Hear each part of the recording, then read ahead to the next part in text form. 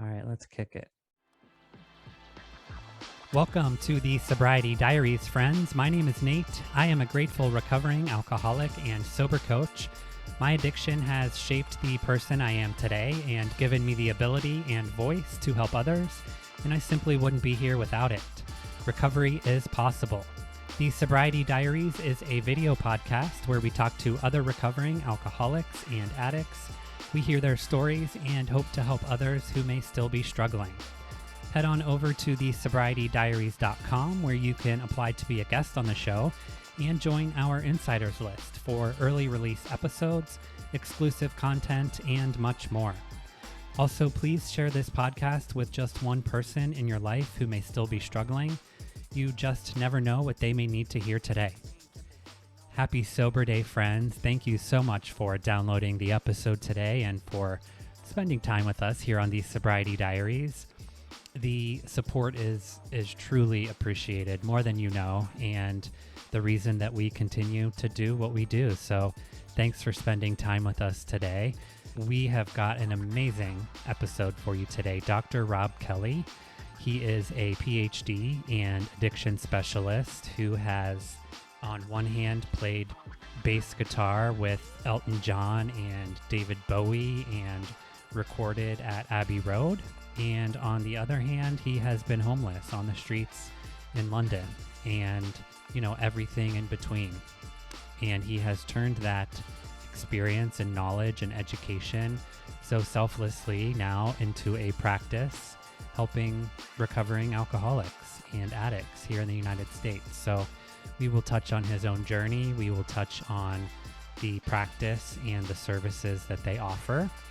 So let's open the diary on Dr. Robb Kelly.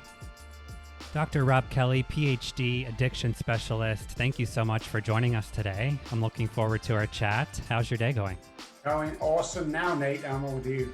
Now I've got to speak to you. It's going good. Well, I appreciate that. Ditto, my friend. I sort of went down a YouTube rabbit hole today of Dr. Robb Kelly videos. So I feel probably closer to you than you do me, but here on the Sobriety Diaries, we typically start with walking through your own journey from addiction to recovery, and then I certainly want to talk about the amazing work you're doing today and the services that you offer. I think it's the perfect fit for our listeners. So if that sounds good to you, why don't we walk through your journey together? Excellent. So my name is Dr. Robb Kelly. Guys, they call me the Addiction Doctor. My story starts when I'm an alcoholic and I like drugs. I put that in there before we start. So my journey starts when I was 9 years old. Slightly dysfunctional family, musical family, thrown on stage at 9, playing bass with my auntie and uncle in nightclubs and pubs. Took my first drink at 9 years old. It got rid of all my nerves, all my hesitancies, and made me feel, so good.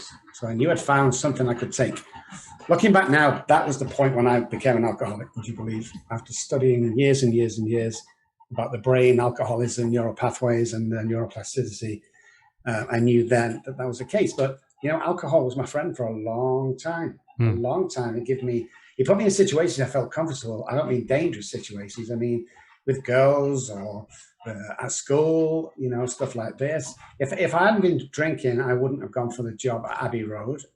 Therefore, I wouldn't have met Bowie, Queen, Elton John, all them great guys. It began to take over. As I got to Abbey Road, it seemed quite heavy for me when we were there, but it was all part of the deal. I mean, nowadays it's different, but back then, who doesn't use drugs and drink alcohol? Right. Especially in a studio setting, you'd have been trapped down and patted down for a bug or something if you said, I don't want any cocaine, or I don't want any alcohol, right. Thank you. So that's the kind of industry I grew up in. And of course, I worked at Abbey Road, paid for myself through Oxford University, got there from a Freemason friend of mine, not because of my abilities. I had to prove myself when I was at school. Schooling was great. Everyone tells me, the reason I'm an alcoholic, Rob, is because of your schooling. No. Because of your parents. No. Because of the abuse. No. Because of the Vietnam War. No. Now, the reason why I'm an alcoholic is I'm born this way. It's a predisposition biologically around the brain, usually, and neural pathways and self-sabotage. So I'm never good enough. I'm never tall enough, blonde enough, thin enough, or rich enough. That's just the way I'll always think. So all good, going through college, went to the police force after that. They fired me for being drunk. Imagine Really? that. I know, a couple of drinks before you go on Damn duty. it. What is Right. wrong with that? I thought everybody did it, but no, frowned on. Started with a telecom company, was doing quite well, and then got married. Thought, let's get married. And between that and something else I was doing, I was kind of setting up a little practice because I still wanted to work with alcoholics because I knew that something deep down inside wasn't right. And there was addiction in the family. But somewhere along the line, it all went terribly wrong. And this is after the marriage. I got married because, hey, Nate, getting married will sort my drinking problems out, surely. Right, exactly. Focus on someone else instead of ourselves. Yeah, exactly. And it didn't work. So we had this nice house, cars, new cars every year. Business was going great. Swore to my wife when the baby was born, I will never drink again. Worst 4 hours of my life. Second child came along, took 2 Bibles to the hospital, 2 Bibles, 1 hand on each Bible. I swear before you, before the kids and God, I'll never drink again. Worst 3 hours of my life, and so on and so forth. So I came down early in the morning to the kitchen because I needed a drink, and I knew quite well I had a bottle somewhere. So I searched for this bottle madly. Now, an alcoholic who needs a drink, find a bottle of vodka in the cupboard is like probably me giving a stranger $1 million. It's just, it's just like, oh my God, the feeling. Right. Oh, unbelievable. So I took it down with care. Didn't want to make sure I didn't drop it. Put it on the side of the counter. It's 2 or 3 o'clock in the morning, so I can't get anywhere else. So I'm being gentle. I turn around for a crystal glass because, hey, I'm not an alcoholic now. So I got this beautiful 20, 50, 30 pound crystal glass. I turned around and my wife had taken the bottle away with her. And I turned around and she said, I think you've had enough. Let's think about it for a second. It's probably my 3rd tall bottle within 24 hours. I was due to drive to the office in 3 hours' time and hold a board meeting. So I should have said, thank you, Mrs. Kelly, and gone to bed. But I didn't. I took a kitchen knife out and I stabbed my wife 3 times. And I grabbed my bottle and finished drinking it. And I called the police and the ambulance. When I heard the sirens, I jumped into a waiting cab and I went to Spain. And I was there about 3 months before they all agreed not to press charges because she went to hospital. She lived. So I think it was something like attempted murder charges they want to stick on me. But I was so drunk, I don't remember at the time. So when I come back from Spain, she left. She left me. She got the kids. And as soon as I opened the door, fresh from the airport, back from Spain, I opened the door and she took her bags and she loaded it into the car and she said to me these words. She said, Rob, I will love you to the day I die, but I'm not going to let you kill our children. And she left. I was so angry, Nate. I was like, you can't do this to me. Do you know who I am? You know, the poor me. So I got my attorney who went to get an emergency injunction or something. And the next day he brought my children back. I gave him a large check, took my 2 girls in, aged around 1 and 3. So in front of the TV, I turned the TV on, and Nate, I went into the kitchen. Now imagine everything's just happened. It's very close together. I went in the kitchen and the thought pattern hit my head. Wouldn't it be great to have 1 beer to celebrate my children coming home? 3 days later, when the police kicked the door down, because the children hadn't been fed for 2 or 3 days, not been changed diapers, and Dad was drunk with probably 15 to 20 bottles of vodka around him, empty. So I was obviously driving to the liquor store with the kids in the back of the car. They served me with unfit father papers. And it was the saddest day of my life because they took him away from me. I was a chronic alcoholic. I was desperate. I was beaten. I was battered, or so I thought. Walked to the front of the door and she was holding Mommy's hand, the big girl, you know, the way they reach up for Mommy's hand and they're walking down the path. And my eldest daughter, who was 3, said to me, Daddy, please don't go. And then they walked further down the path and she turned around again and she said, Daddy, please get better. And as she got the gate, they opened these gates and she turned around one more time, Nate, and she said, Daddy, please stop drinking. And I couldn't do it. I went back into the kitchen. I opened that darn fridge up again and I started drinking. Probably about 6 months later than that, I'd lost my children, my cars, my houses, my business. My parents wouldn't speak to me. My brother and sister disowned me. Friends disowned me. I went from mom and dad to friends, from friends to acquaintances, and from acquaintances to the streets. And I remember sat there the first night, Nate, and I'm thinking, where the hell did that just go wrong? But the craziest thing is, and for those alcoholics out there who are listening to this, I still didn't think I had a problem. Just some bad luck going through. Didn't relate this at all to alcohol itself. So I stayed on the streets for 14 months, fighting for my life every single day. Wow. Fist fighting with people, dodging knives. I woke up one morning, the guy next to me had been stabbed to death for his sneakers. That's the kind of world I was in. And I came accustomed to it. But one day in the morning, pouring down with rain, I had a spiritual experience and it got me off the streets. And then I swore, because I didn't believe in God or spiritual things or anything like that. I have a spiritual way of life today. So I swore to the higher power that I found on them streets that for the rest of my life, I would travel around the world and help people who suffer from my disease and their families. That's the most important thing as well. Everyone misses the families out. And that's what I do today. I have a life beyond my wildest dreams. I wanted to do a couple of things when I came to America. One was write a book, and the other one was be on national TV for millions and millions and millions of people watch me. And I've checked all my boxes, and I continue to work with people. I continue to have a great time. I continue to enjoy life, and I live every day as if it's my last. Such a powerful story. Wow. You said a couple things that I want to touch on because I can relate to so much. The fact that you said alcohol was your friend and it encouraged you and motivated you to do things. I experienced the same thing. I was growing in the ranks of my career, and I was attributing these things to the fact that we were able to relate over alcohol. Of course, it progressed to a much uglier place as my disease progressed, but when I got sober, I felt like I was grieving the loss of a friend. So there was a grieving process.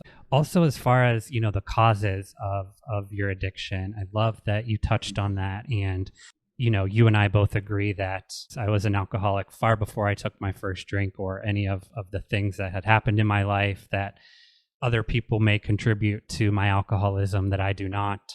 We're born this way, right? And Yes. The work that you do now showcases that so much more. I always knew there was something missing because when back in the late 70s, early 80s, that's when my drinking was at its most, is people didn't understand. It was kind of willpower. It's not a disease, it's a willpower. That's what my dad used to say, just pull yourself together for the children's sake. Right. And I couldn't do it. And yet everything else that touched me, it turned to gold. Yeah. And everything did. My business, my musical career, but I just couldn't stop this darn alcohol. And when I didn't have it, I was miserable. So it was just when I controlled my drinking, I didn't enjoy it. And when I enjoyed my drinking, I couldn't control it. That's the bottom line. And I'm sure we both know where that comes from. But, that was what it's like. So I always knew, there was a missing link. So I studied psychology at Oxford to a certain degree. But when I left Oxford, I kind of turned that around after getting sober. I went back to do a second PhD about 9 years ago on behavioral science. And between the two, we were sure that neural pathways could be changed 20 years ago. Now, there's a certain book out there, belongs to a certain 12-step, that knew it in 1937, 38, when they were writing it. Yes. They called it a psychic change. In the medical fraternity, we call it a change of neural pathways. It's the same thing. How did them guys know? But I just knew there was something else. So the mixture of psychology, traditional psychology, new science, new brain science, behavioral, and family, put all them together, and I came up with a program that's second to none. But it's back in the day, it's still very out the box. Yeah. Because we can do it on Zoom or face to face, but I guarantee people can recover. Now, we're the only company in the world, Nate, that offers a money back guarantee. Nobody does that in the world. Why? Because somebody can't give you a pill in this country or any country or charge you $30,000 to go into a treatment center. And there are some amazing treatment centers out there. But I just detest when Johnny's going in, that's back to the same one for the seventh time, paying the same money.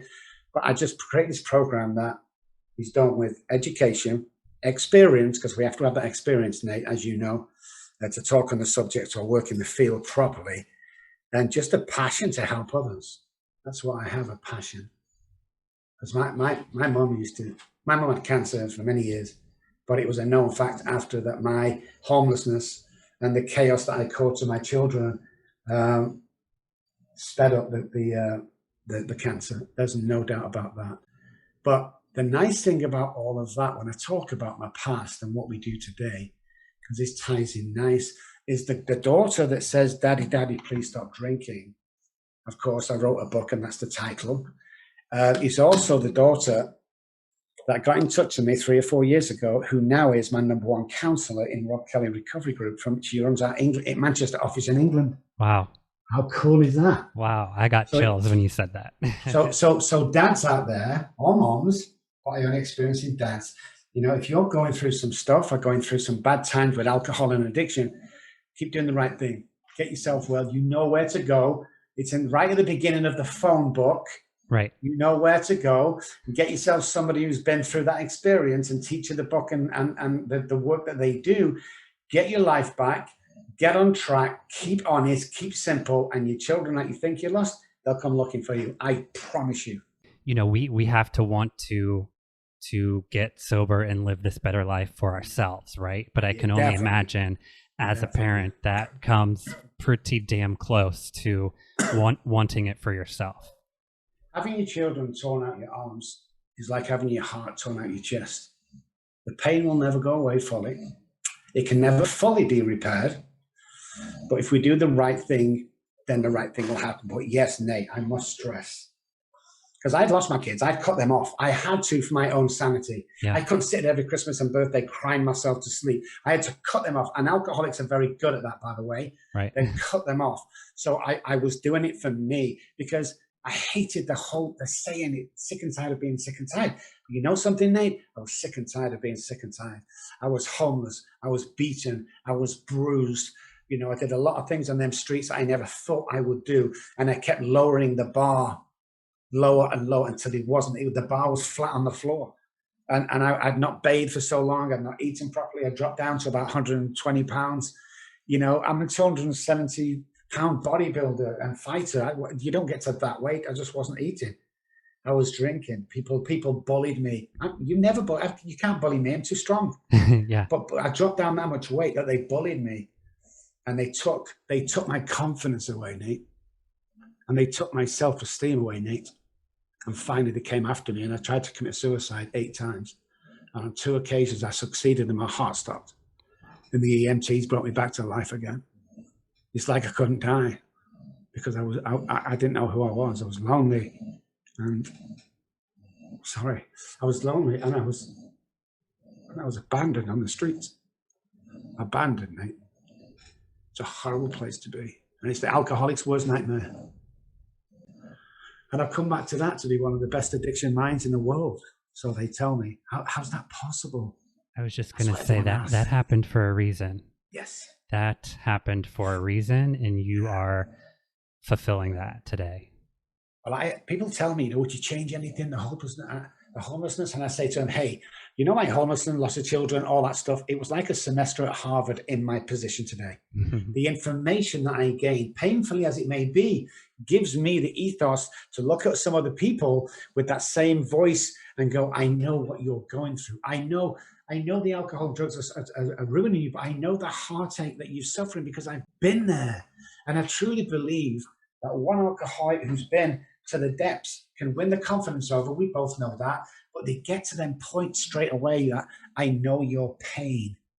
And that, from one human being to another, is a God gift. It's really a God gift. It really is. And that lived experience is priceless and something that, your wife or your mother or your sister or brother probably don't understand. We can turn this world around one alcoholic at a time. And we like to say we save lives today. Because that's what the industry is saving lives. And God is the director. I have a God in my life today. I never did that. I never thought I would say that. But something up there has been pointing me in the right direction. Something up there has been keeping me alive for so long. Something up there has made me powerful enough to help another alcoholic. And meet the girl of my dreams that we met 6-7 years ago. We have an amazing house. We have 3 English bulldogs. My wife drives an English car. She's American, and she's married to an English guy. So there's an English theme going on here somewhere. I love it. Yeah, but I had someone just before we came on there. There's a person that heard me on a podcast, And people don't think I talk to them. People go, look at the big company and, I can't get over Dr. Robb. And he called and I answered the phone and he was like, oh my God, I can't believe it's you. It's like, it will always be me. Yes. And we spoke and I'm doing stuff for him and I'm going to sponsor him. And it's just next minute I'm ready to go. I was feeling great, work with another alcoholic and keep you away from that alcohol. That's for sure. For sure. You mentioned the unconventionality of some of your practice. And I think that one of those aspects is treating clients in their own living environment, as opposed to an inpatient facility or the traditional rehab facility, I guess, that sometimes we think of. I agree that there is this sort of security blanket that we have when we're locked up in an inpatient facility, and how will I apply these principles in real life, after 28 days. So I'm curious about your thoughts on that. That all came about when I kept leaving treatment centers. I kept leaving them. I think I went to 8 and drank on the way home of every 8 treatment center. So then we did some research into treatment centers as a whole. We redirected into good, healthy neural pathways. The hypothalamus is always telling an alcoholic to drink. It tells normal people to drink water and eat food. Right. So we're going against that. So all this change in neuroscience, the change and solidify of behaviors in your own environment while you're doing your normal daytime job and coming home. You pick an hour a day and we're in your house for that hour and we're just correcting all them little things. Self-sabotage, negative talk. The guy dropped the pencil when he first started. He dropped it on the floor and I'm sorry, Dr. Robb, I'm an idiot. Stop. So you have to get rid of self-sabotage. You have to go back to the scenes of the crimes. You see, alcoholics hear different things. So me and my brother stood on the kitchen table. My mom walks in, says to my brother, because this is what he hears and this is what she says, Paul, get down off that table. You stupid idiot, get down. So he does. Do you know what I hear? Get down off that chair. You stupid idiot. That's what I hear because I have the self-sabotaging brain. That's what people don't recognize. That's why we're very, to ourselves, isolation is our best friend. We're very timid. People talk down to us. We've got no backbone, as some people say. My confidence is shot. My self-esteem is shot. I mean, everything is the coward man in the corner, with alcohol left and nobody's the friend, and it's getting out of that and standing up and going, no, I am good enough. So I want to say something really quick for the next question. If you're out there right now thinking that you're not good enough, that you'll never amount to anything, that you shouldn't, I want to apologize to you. Somebody's put that there. We're born with $1 million minds. Stop hanging around 10-cent minds. It won't work. If you hang around with 9 depressed people, you, my friends, will become the 10th. Fear, abandonment, and shame, Dr. Robb. 3 chords that keep us in our disease, yeah?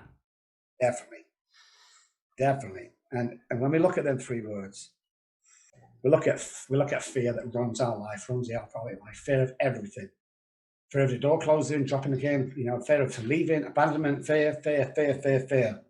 We live in fear. We have to step out of that fear. You either believe in a higher power or you don't. You either believe that you're going to succeed or you don't. 9 times out of 10, the fear that you're in fear of, the actual occasion never happens. And if it does, it's nothing like you think it's going to happen. So fear's a real hard one. Shame, that comes from my disease. I'm shameful. Through my behavioral science PhD, I can see shame on people's face, the stuff they do. They want to cover up. They're so shameful at what they've been through. We need to throw that out. We've been bringing a stigma into their life for so long, is we need to get rid of that. You are a sick person. If you had cancer, they wouldn't be ridiculing you like you are now. You have a disease. It's a biochemical disease that you have, where my brain is allergic to the ethanol in alcohol. That's the bottom line. And people don't know that. So once we start getting that into the light, people will realize that a sick alcoholic is just as bad as someone dying of cancer or heart disease. And we must remember that. And abandonment. Oh, wow. Yeah. Everybody's trauma, abandonment. Mom or dad. Even dad living in big houses, dad being too busy at work to come and spend quality time with you. That's abandonment, guys. I'm sorry, but it's abandonment if there is alcoholism in the family. And there always is.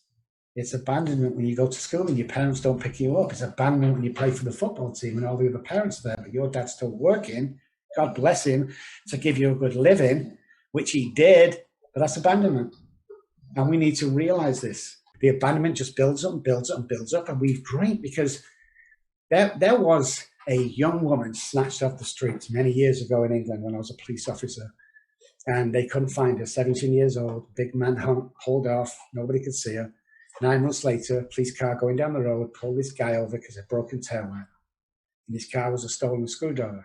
So they're allowed to go back to the house, no warrant needed, search for other items that were stolen, which they did, and they found other items that were stolen. But there was a large box in the corner, 4 foot tall and 12 foot wide. Police officer said, "What's in the box?" He said, "I don't know. It's got to be stolen stuff."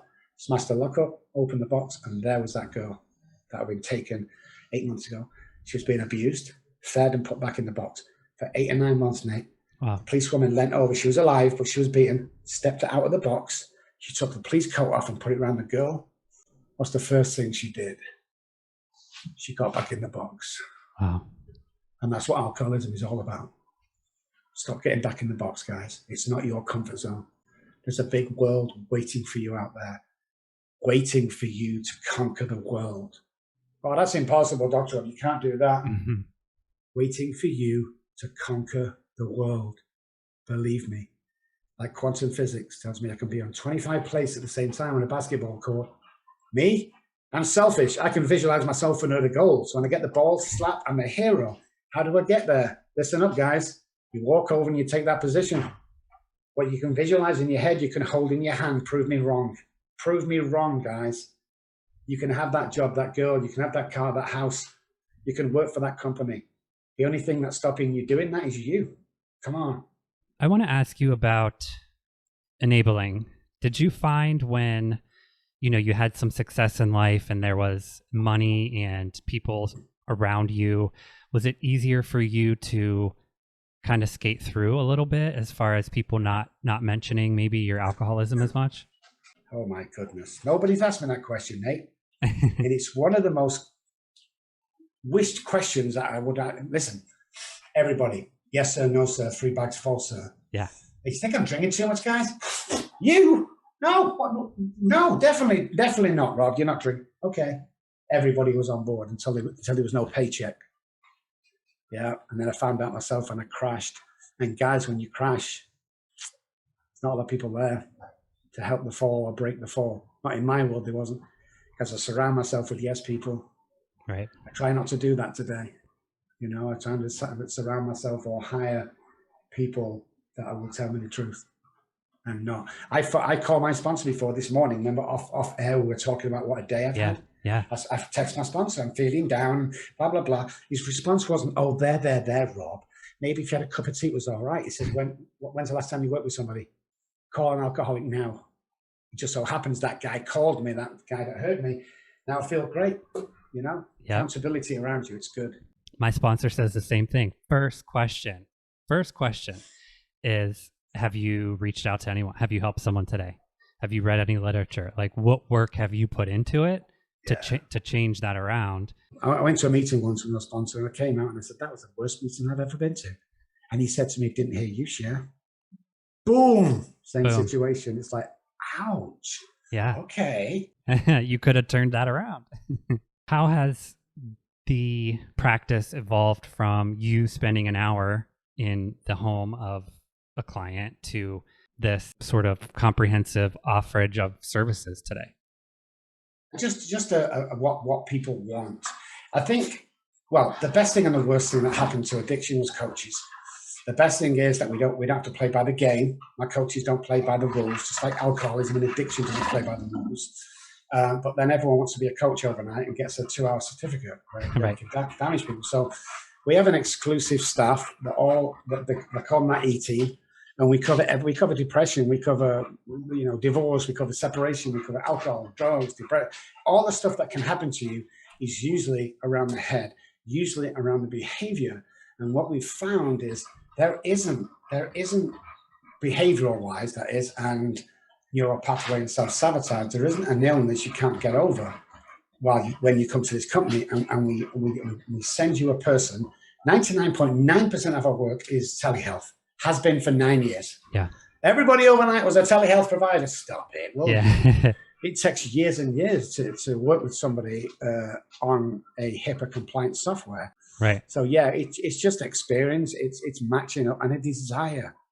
You know, I like people who come for a job with us and they never ask how much an hour is it. Them guys get hired because they have a passion. They don't care who's going to get paid. Right. They have a passion to do this. That's what my guys are. They're all passionate. They're all ex-alcoholics and addicts, recovered.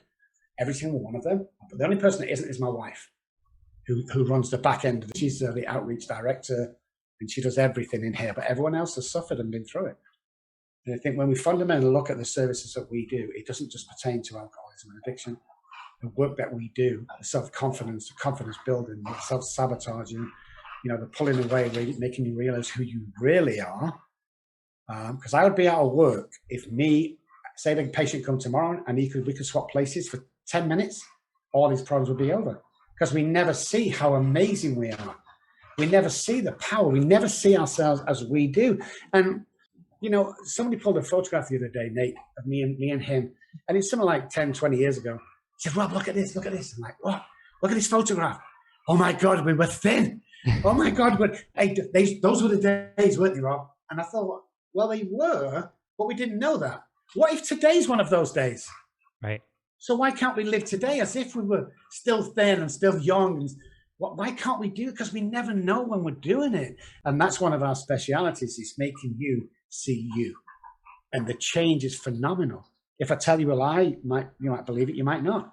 If I tell you often enough, you're going to believe it. But if I tell you a lie real often enough, I'm going to believe it. Psychology 101, what you hear is what you'll become. And if you had a dad that used to say you're a piece of crap, you'll never amount to anything, that will be stored for the rest of your life unless you deal with it. So if you don't deal with your trauma, it will deal with you. Is there one fun story you can tell us from Abbey Road? So we're recording one night and it was thundering and raining. I'm with Elton John and a few of his band members, and I'm sessioning on bass. And the generator kept cutting. So before the backup generator came in, it would be a millisecond, but it would matter on the recording. So we'd start again. So this happened about 10 times, and Elton said, we're done. I said, okay, let's go. So he said, come back. So we went back to his hotel, which was the Savoy Hotel in London. At the time, it was the most prestigious hotel in the world.